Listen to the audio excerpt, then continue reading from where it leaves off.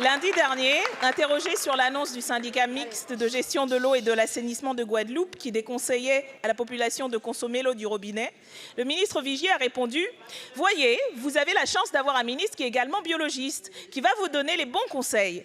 Eh bien, vous faites couler l'eau, vous la faites chauffer et après vous la mettez au frigo. » Mais bien sûr, pourquoi les Guadeloupéens et Guadeloupéennes n'y avaient pas pensé avant?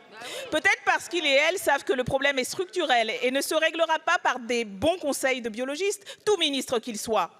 En Guadeloupe, comme dans plusieurs autres départements dits d'outre-mer, depuis des années, de nombreux dysfonctionnements dans la gestion des usines de production d'eau potable, du réseau de distribution et de la gestion des eaux usées entraînent une situation catastrophique.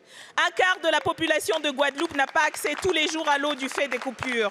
31% de la population mahoraise n'a pas accès à l'eau courante dans son logement. Entre 15 et 20% de la population de Guyane n'a pas accès à l'eau alors que cette région dispose de la 3e réserve d'eau du monde. Un habitant et une habitante sur 2 de la Réunion ne peut pas boire de l'eau du robinet car impropre à la consommation. Mais tout cela, vous le savez, car depuis des années, habitants, habitantes et élus de ces territoires et de la nation tout entière alertent sur cette situation.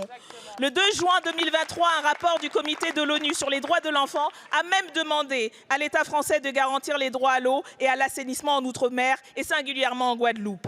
À ce jour, en plus d'être condescendantes, les réponses de votre gouvernement sont dramatiquement insuffisantes. Heureusement, la représentation nationale s'est saisie du problème. Mardi dernier, en commission des finances, la proposition de notre groupe d'un plan d'urgence de 100 millions d'euros sur le budget 2024 pour rendre effectif le droit d'accès à l'eau dans les Outre-mer a été votée.